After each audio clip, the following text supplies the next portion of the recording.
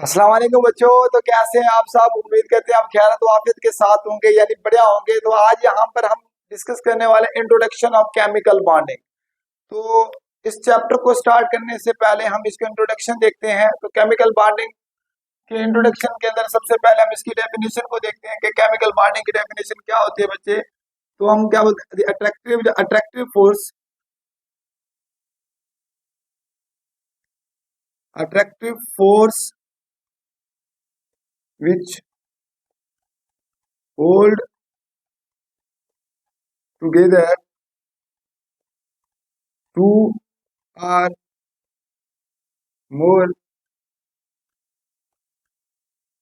atoms or ions to form a large variety of compound। हमारे पास क्या क्या रहेगा? Variety of compound is known as chemical bonding. यानी attractive force which hold together two और more atom join to form क्या बना है, वो large variety of a compound is known as हमारे पास केमिकल बॉन्डिंग। अब यहाँ पर केमिकल बॉन्डिंग को अगर हम देखा जाए तो केमिकल बॉन्डिंग की अगर टाइप्स को देखा जाए, केमिकल बॉन्डिंग की, तो यहाँ पर क्या होता है बच्चे, केमिकल बॉन्डिंग की टाइप्स को अगर एक्सप्लेन करते हैं तो केमिकल बॉन्डिंग की टाइप्स हमारे पास आ जाती है इंटर एटॉमिक, दूसरी हमारे पास आ जाती है इंटर मॉलिक्यूलर। तो इंटर एटॉमिक जो हमारे पास बॉन्डिंग होती है वो हमारे पास क्या होती है, स्ट्रॉन्ग बॉन्डिंग। क्या होती है हमारे पास? स्ट्रॉन्ग बॉन्डिंग होती है। जबकि इंटर मॉलिक्यूलर बॉन्डिंग जो होती है वो हमारे पास क्या होती है, वीक बॉन्डिंग।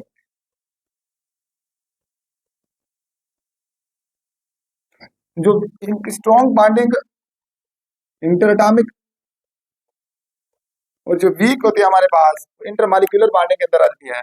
अब इसके लिए स्ट्रॉन्ग इंटर बॉन्डिंग के लिए जो हमारे पास एनर्जी रिक्वायर होती है बॉन्ड ब्रेकआउट करने के लिए, तकरीबन हमारे पास 200 से 400 किलो जूल पर मोल एनर्जी रिक्वायर्ड होती है। अगर इसके लिए हम देखते हैं वीक बॉन्डिंग जो इंटर मॉलिक्यूलर बॉन्डिंग के अंदर आती है, तकरीबन हमारे पास 2 से हमारे पास 40 किलो जूल मोल, या हमारे पास आता है 32। बाद बुक्स के अंदर 32, हमारे पास 40 लिखते हैं, 40 लिखते हैं, तो 40 ये हमारे पास। अब इंटर एटॉमिक जो केमिकल बॉन्डिंग होती है तो बच्चे इसके अंदर हमारे पास सबसे नंबर 1 पर आ जाता है यहाँ पर इंटर एटॉमिक के अंदर आयनिक बॉन्ड की फॉर्मेशन। इसी तरह हमारे पास कोवैलेंट हो गया, और हमारे पास आ जाता है कोऑर्डिनेट कोवैलेंट बॉन्ड की फॉर्मेशन, और हमारे पास लास्ट में मेटालिक बॉन्ड की फॉर्मेशन। तो ये हमारे पास किस में आते हैं? इंटर एटॉमिक के अंदर बच्चे हमारे पास आते हैं। अगर हम इंटर मॉलिक्यूलर के अंदर देखते हैं तो ये हमारे पास इसके अंदर कौन कौन सी बॉन्डिंग आ जाती है। तो यहाँ पर हमारे पास वंडरवाल फोर्स, इसके अंदर हमारे पास क्या आ जाती है, ion dipole force,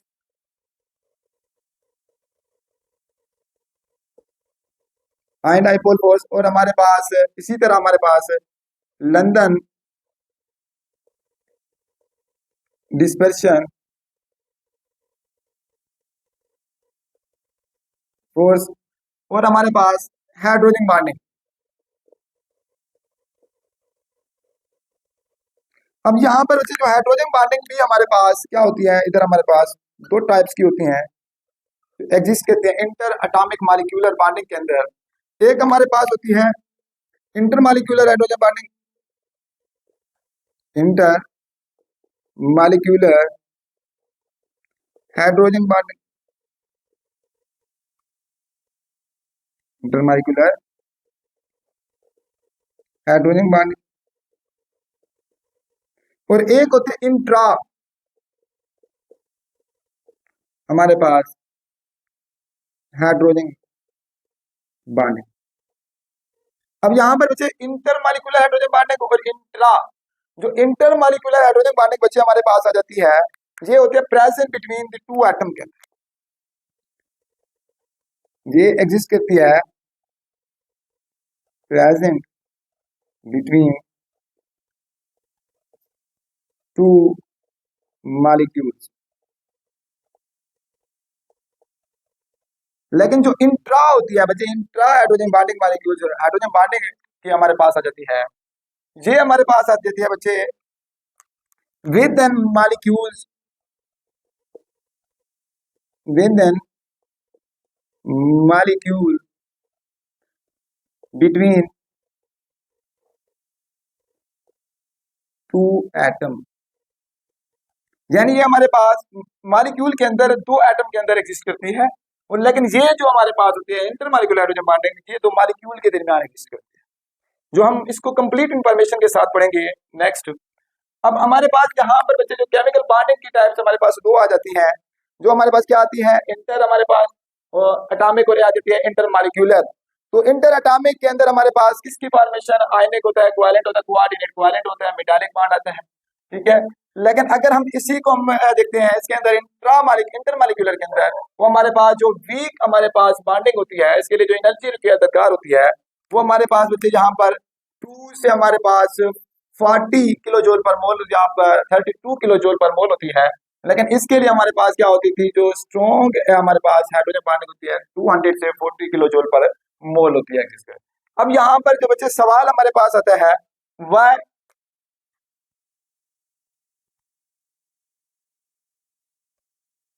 causes chemical bonding या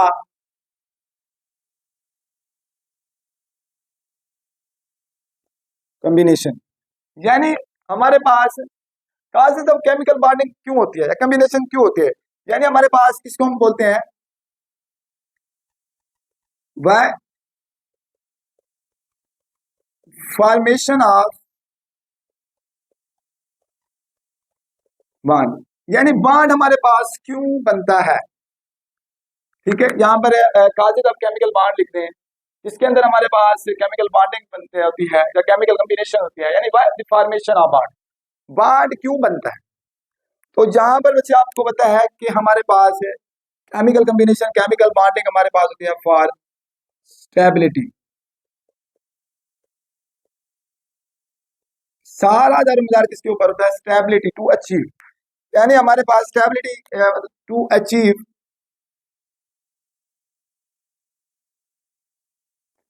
हमारे पास आ जाएगा octet rule, to achieve the octet rule, यानी वो क्या हो जाए, ऑक्टेट रूल अचीव कर ले, यानी हमारे पास आ जाएगा noble gas, noble gas electronic configuration, noble gas electronic configuration. यानी हमारे पास 8 electrons in 8 electron in valence या आउटर मोस्ट से,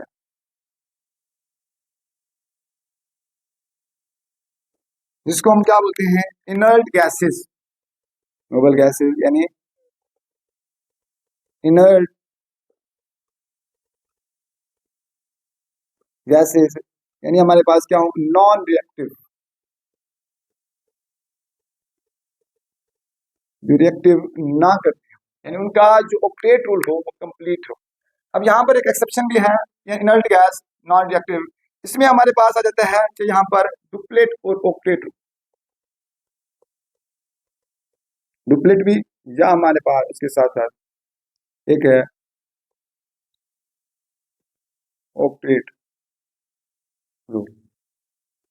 यहाँ पर जो डुप्लेट रूल होता है इसमें क्या होता है, tendency of an atom, tendency of an atom to achieve 2 electrons in valence shell. यानी किसी एटम की सलाह जिसमें क्या हो हमारे पास है tendency of an atom to achieve 2 electrons in valence shell. अब यहाँ पर हमारे पास सेम डेफिनेशन क्या आती है ऑक्टेट की, tendency of an atom to obtain या टू अचीव 8 इलेक्ट्रॉन्स इन हमारे पास आउटर मोस्ट शेल या वैलेंस शेल। अब इसकी एग्जांपल हमारे पास आ जाती है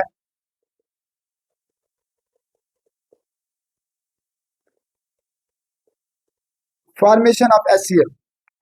अब यहाँ पर जब फॉर्मेशन ऑफ HCl होता है बच्चे हमारे पास क्या आएगा, यहाँ पर हाइड्रोजन के वैलेंस शेल में क्या होता है 1 इलेक्ट्रॉन होता है, क्लोरीन के वैलेंस शेल में क्या होते हैं 7 इलेक्ट्रॉन होते हैं। अब यहाँ पर अगर देखते हैं तो अगर ये जो हमारे पास हाइड्रोजन है ये क्या कर रहा है टू अचीव हमारे पास 2 electron in the valence shell, यानी अपना डुप्लेट रूल कंप्लीट कर रहा है। अब इसी तरह अगर हम क्लोरीन को देखते हैं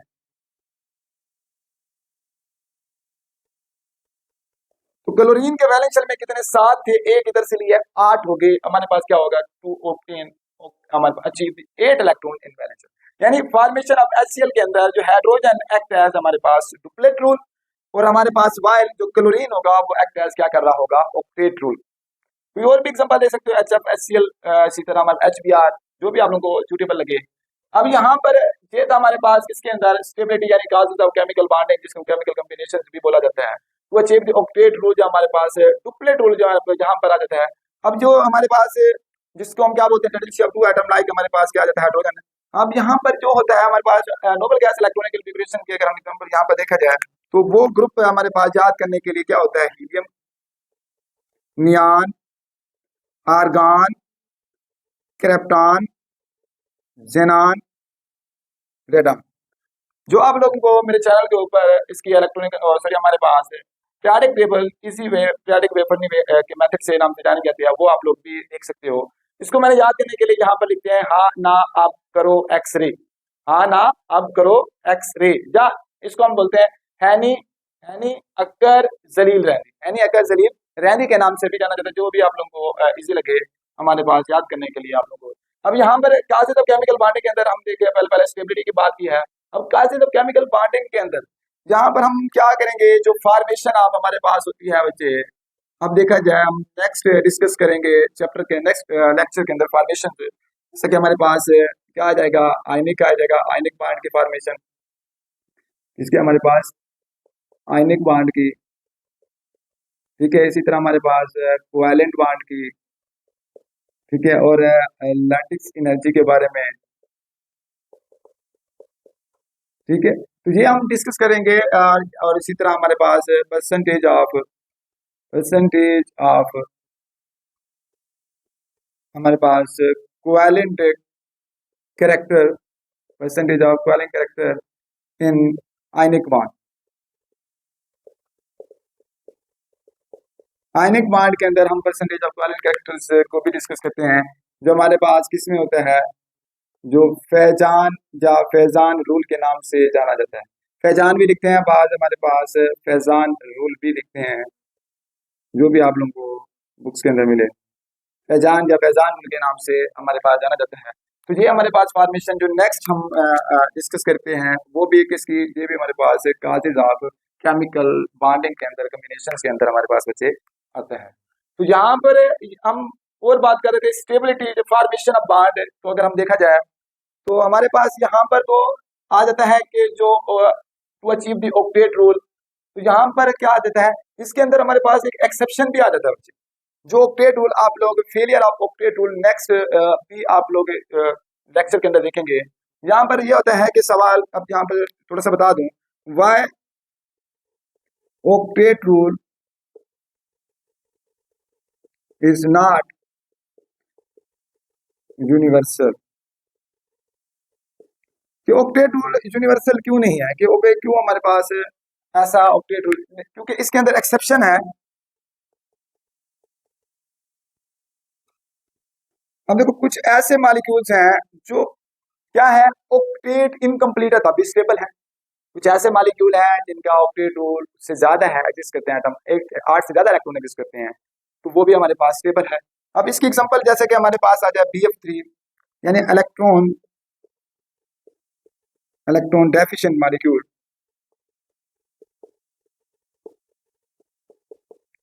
इलेक्ट्रॉन डेफिशिएंट मॉलिक्यूल हमारे पास क्या आ जाते हैं, BF3, boron, trifluoride, aluminium chloride. तो अब भी ये स्टेबल है क्योंकि इनके हमारे पास वाले 6 इलेक्ट्रॉन्स आते हैं बच्चे। अब इसी तरह हमारे पास रिच इलेक्ट्रॉन मॉलिक्यूल्स की बात करते हैं, वो हमारे पास क्या आ जाते हैं, PCl5 है। इसी तरह हमारे पास सल्फर हेक्सा फ्लोराइड है, तब भी ये स्टेबल है। अब यहाँ पर अगर इसको देखा जाए हमारे पास BF3 बोरान की अगर बात करते हैं, तो बोरान के वैलेंस शेल में कितने इलेक्ट्रॉन्स होते हैं बच्चे, हमारे पास होते हैं 3 होते हैं।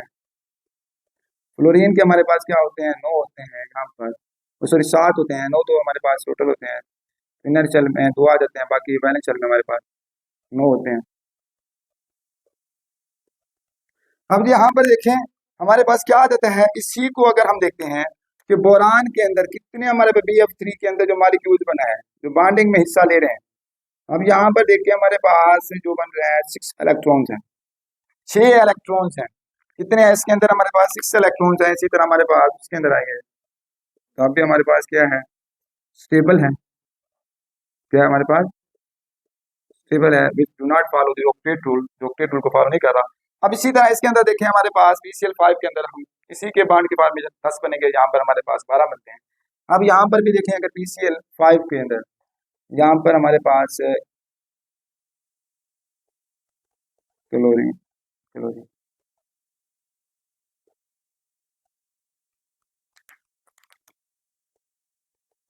फास्फोरस के हमारे पास क्या होते हैं, 5 होते हैं वैलेंस शेल के अंदर। एक इधर से हमारे पास, एक इधर से, एक इधर से आएगा, और एक इधर से, एक इधर। तो इसमें हमारे पास क्या आएंगे, टोटल हमारे पास बनेंगे 10 इलेक्ट्रॉन, यानी हमारे पास क्या है, 8 से क्या है, ज्यादा है। तब भी ये हमारे पास क्या है, स्टेबल है ना, तब भी हमारे पास क्या है, स्टेबल है। ये तो बॉन्डिंग में है। क्योंकि क्लोरीन के वैलेंस शेल में कितने होते हैं, 7 होते हैं। कितने होते हैं बच्चे, 7 होते हैं। अब यहाँ पर यही हमारे पास, इधर हमारे पास क्या है, डन रिच इलेक्ट्रॉन मॉलिक्यूल है, 8 से ज्यादा है, तब भी हमारे पास ये क्या है, स्टेबल है। क्या हमारे पास स्टेबल है बच्चे। अब यहाँ पर हमारे पास इसको और हम डिस्कस करते हैं कि हमारे पास फॉर्मेशन ऑफ बॉन्ड जो बनता है, उसके लिए क्या कंडीशन, एक और भी कंडीशन है बच्चे हमारे पास, इधर मैं इसको एक्सप्लेन कर देता हूँ कंडीशन फॉर्मेशन ऑफ बॉन्ड के लिए।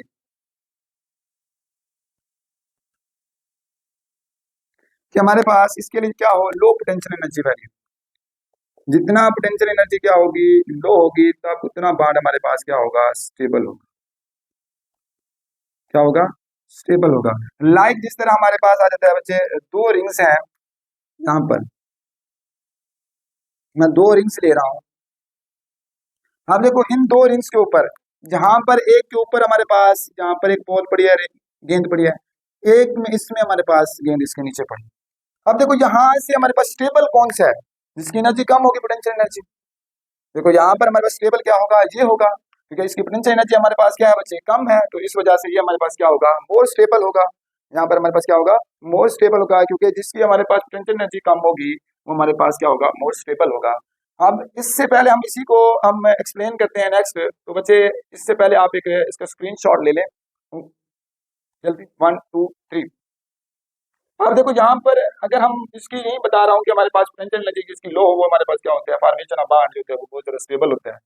अब इसके लिए हमारे पास आ जाता है, मैं यहाँ पर एनर्जी एक एनर्जी लेवल डायग्राम ड्रा करता हूँ। तो यहाँ पर हमारे पास एनर्जी लेवल डायग्राम के लिए, अब यहाँ पर हमारे पास है एक लाइन ड्रा करता हूँ एक्स एक्सिस के ऊपर, एक लाइन ड्रा करता हूँ वाई एक्सिस के ऊपर, ठीक है। अब यहाँ पर हमारे पास क्या आ जाता है, ये एक हमारे पास ग्राफ इसका बन रहा है हमारे पास। अब यहाँ पर इस तरह हमारे पास ये ग्राफ है, तो ये जो हमारे पास है पोटेंशियल एनर्जी है, इधर हमारे पास क्या होगी, मैक्सिमम होती है पोटेंशियल एनर्जी, और नीचे हमारे पास पोटेंशियल एनर्जी क्या होती है, मिनिमम होती है, या हमारे पास क्या होती है, नेगेटिव। ठीक है, मिनिमम होती है या हमारे पास क्या होगी बच्चे, नेगेटिव होगी। तो यहाँ से अगर हम इसको यहाँ पर नेगेटिव लिखते हैं या हम मिनिमम लिखते हैं, और यहाँ पर हमारे पास क्या है, मैक्सिमम है पोटेंशियल एनर्जी। ठीक है, टॉप टू बॉटम हमेशा आप लोगों को क्या वजह है, पोटेंशियल एनर्जी इंक्रीज होती है। तो यहाँ पर हमारे पास ये एक्स एक्सिस के यहाँ पर मैंने यहाँ पर एक हमारे पास डिस्टेंस है जो आर है, तो यहाँ पर जो आर है हमारे पास इंफिनिटी है, मैक्सिमम डिस्टेंस है यहाँ पर हमारे। अब यहाँ से अगर हम बात करते हैं कोई हमारे पास न्यूक्लियाई ऑफ एटम लेते हैं, लाइक हमारे पास H2 लेते हैं, क्या लेते हैं यहाँ पर बच्चे, H2 लेते हैं। अब देखो H2 है, जितना हमारे पास क्या होगी, पोटेंशियल एनर्जी ज्यादा होगी, क्या होगी, पोटेंशियल एनर्जी जितना ज्यादा होगी तो फॉर्मेशन ऑफ बॉन्ड वो हमारे पास कम होगा, यानी हमारे पास जितना पोटेंशियल एनर्जी ज्यादा होगी रिपल्सिव उतना ज्यादा होगी। ठीक है, अट्रैक्टिव। अब यहाँ पर हमारे पास फॉर्मेशन ऑफ H2 मॉलिक्यूल की न्यूक्लियाई, यहाँ पर हमारे पास जो क्या होगी, ऐसे होगा फॉर्म। इधर हम बात करते हैं तो यहाँ पर उससे थोड़ा सा और कम होगा, क्योंकि पोटेंशियल एनर्जी उससे कम। यहाँ पर हम देखें तो ऐसे हो जाते हैं। अगर यहाँ पर हम देखें तो हमारे पास जहाँ पर मिनिमम जीरो हो जाती है, तो ये हमारे पास क्या होगा, क्लोजली आ जाएंगे यहाँ से एस फॉर्म के अंदर। ठीक है, तो यहाँ पर क्यों, क्योंकि हमारे पास पोटेंशियल एनर्जी वैल्यू क्या है, कम है। तो जितना पोटेंशियल एनर्जी वैल्यू कम होगी, जो फॉर्मेशन ऑफ बॉन्ड उतना ज्यादा स्टेबल होता है, जल्दी बनता है। तो इस वजह से यहाँ पर हमारे पास क्या होगी, जो आर यानी हमारे पास क्या होगा, यहाँ पर डिस्टेंस होगा इस पॉइंट से इस पॉइंट के यहाँ, यानी हमारे पास जो फॉर्मेशन ऑफ बॉन्ड होगा वो हमारे पास क्या होगी, इसकी एनर्जी हमारे पास क्या होगी, मैक्सिमम होगी। यानी फॉर्मेशन ऑफ बॉन्ड के लिए यहाँ पर जो बॉन्ड तो स्ट्रोंगर बनेगा, इसको ब्रेक करने के लिए हमारे पास एनर्जी क्या होगी, बहुत ज्यादा रिक्वायर्ड होगी, बहुत ज्यादा दरकार होगी। क्योंकि यहाँ पर ये जो आर होता है ये किसको रिप्रेजेंट कर रहा होता है, distance between the two atom, distance between two atom.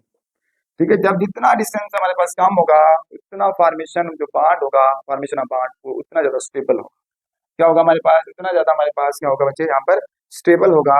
तो जिसको हम यहाँ पर क्या बोलते हैं, आर है, ये हमारे पास आर नॉट के नाम से भी रिप्रेजेंट किया जाता है। तो ये हमारे पास था। इसी तरह हमारे पास ये क्या आते हैं, जब भी बॉन्ड की फॉर्मेशन होती है तो दो फोर्सेस क्रिएट होती हैं। एक हमारे पास क्या होती है, हमारे पास फोर्स रिपल्सिव होती है, या हमारे पास एक अट्रैक्टिव होती है।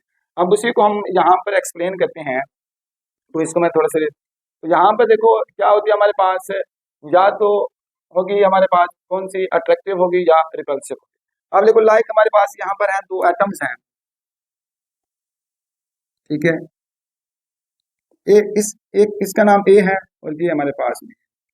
तो यहाँ पर ये क्या हमारे पास उसका शेल है, जहाँ पर इलेक्ट्रॉन्स क्या कर रहे हैं, रिवॉल्व कर रहे हैं, इलेक्ट्रॉन घूम रहे हैं। अब इसका अगर हम न्यूक्लियस की बात करते हैं, इसका हमारे पास क्या होगा, एन ए क्या होगा, इसका न्यूक्लियस होगा, और इसी का हमारे पास एन बी इसका न्यूक्लियस होगा। अगर हम इसके इलेक्ट्रॉन्स की बात करते हैं तो एन ई हो गए इसके इलेक्ट्रॉन, और अगर इसकी बात करते हैं तो इसके हमारे पास क्या होंगे, हमारे पास इलेक्ट्रॉन, सॉरी ये न्यूक्लियस था एन ए। अगर हमारे पास इलेक्ट्रॉन ए के हमारे पास ए ई है, और यहाँ पर बी के हमारे पास ई है। अब यहाँ पर कब हमारे पास रिपल्सिव होगी, कब हमारे पास अट्रैक्टिव फोर्स क्रिएट होगी। अब देखो जब हमारे पास सेम चार्जेस होंगे वो रिपल करेंगे, लाइक जिस तरह हमारे पास अगर आ जाए N A minus N B, यानी nucleus A nucleus B same charges होंगे, पॉजिटिव होंगे। इसी तरह हमारे पास ए ई माइनस बी ई, तो ये जो हमारे पास फॉर्मेशन होगी यहाँ पर क्या होगी, हमारे पास फोर्स क्रिएट होगी रिपल्सिव, क्या होगी हमारे पास, रिपल्सिव होगी। अब यहाँ पर अगर इसी तरह हमारे पास क्या आ जाता है, यहाँ पर एन ए है, इसके साथ हमारे पास क्या है, बी ई है, यानी दूसरे एटम के इलेक्ट्रॉन्स है, इसका न्यूक्लियस है का। अब इसी तरह हमारे पास क्या है, एन बी है, इसका हमारे पास ए ई है। तो ये जो हमारे पास होगी यहाँ पर जो फोर्स क्रिएट होगी वो अट्रैक्टिव होगी, क्योंकि अपोजिट है अट्रैक्टिव। यानी ये हमारे पास क्या आएगा, इसको हमारे पास ये जो चीज होगी हमारे पास क्या कर रही होगी, इसको हमारे पास ये अट्रैक्ट कर रहा होगा। और इसी तरह ये जो हमारे पास होगा बी का न्यूक्लियस होगा वो एन ए के इलेक्ट्रॉन्स को अट्रैक्ट कर रहा होगा। ठीक है, अब यही जो ए का हमारे पास इलेक्ट्रॉन्स होंगे वो बी के न्यूक्लियस को हमारे पास क्या कर रहे होंगे, अट्रैक्ट कर रहे होंगे। और इसी तरह हमारे पास जो बी का हमारे पास इलेक्ट्रॉन्स होंगे वो किसके अट्रैक्ट हमारे पास किसको कर रहे होंगे, हमारे पास एन ए के न्यूक्लियस को अट्रैक्ट कर रहे होंगे। इस तरह हमारे पास यहाँ पर क्या होती है, दो फोर्सेस क्रिएट होते हैं, एक तो हमारे पास रिपल्सिव फोर्स क्रिएट होती है या अट्रैक्टिव फोर्स। यानी रिपल्सिव कब होगी, जब सेम चार्जेस हों, जब सेम इलेक्ट्रॉन, ठीक है, तो रिपल्सिव होगी, अगर अपोजिट हैं तो अट्रैक्टिव होगी। तो ये हमारे पास इसी तरह क्या आ जाता है, यानी जब अट्रैक्टिव फोर्सेस कब होगी और रिपल्सिव फोर्सेस कब होगी। तो यहाँ पर बच्चे ये हमारे पास दो मैंने एटम लिए थे, अपोजिट थे, या यहाँ पर अगर देखें जो हमारे पास अट्रैक्टिव फोर्सेस और रिपल्सिव फोर्सेस, तो जहाँ पर पोटेंशियल एनर्जी वैल्यू क्या हो बच्चे, यहाँ पर लिख देता हूँ, पोटेंशियल एनर्जी हमारे पास क्या हो, लो हो। जब पोटेंशियल एनर्जी लो होगी तो अट्रैक्टिव फोर्सेस क्या होंगी, डोमिनेट होंगी, क्योंकि फॉर्मेशन ऑफ बॉन्ड क्या होगी, ज्यादा चांसेस होंगे वो स्टेबल। जहां पर पोटेंशियल एनर्जी क्या होगी, मैक्सिमम होगी, ज्यादा होगी, तो वहां पर हमारे पास क्या होगी, रिपल्सिव होगी, लाइक इस तरह। अब देखो यहाँ पर हमारे पास अट्रैक्टिव, ठीक है, मैक्सिमम, यहाँ पर हमारे पास क्या होगी, रिपल्सिव होगी, क्या होगी, रिपल्सिव। यानी यहाँ पर जो अट्रैक्टिव फोर्सेस क्या होगी हमारे पास, कम होगी, क्या होगी, कम होगी। तो इसी तरह हमारे पास बच्चे ये था, हमारे पास आज का लेक्चर था क्या हमारे इंट्रोडक्शन ऑफ केमिकल बॉन्डिंग के ऊपर। इसके केमिकल बॉन्डिंग के अंदर हम एमओटी को देखेंगे, वीबीटी की बात करेंगे, वेस्पर की बात करेंगे, डाइपोल मूवमेंट को देखेंगे मुकम्मल डिटेल के साथ और विद ट्रिक्स के साथ, इंशाल्लाह आपको शेयर कर दीजिएगा। तो प्लीज लाइक और सब्सक्राइब कर दीजिएगा। तब तक अल्लाह हाफिज। तो अगर हो सके तो ये वीडियो अपने दोस्तों को भी शेयर कर दीजिएगा। और इससे पहले बच्चे इसका एक स्क्रीनशॉट भी ले रहे हैं आप लोग।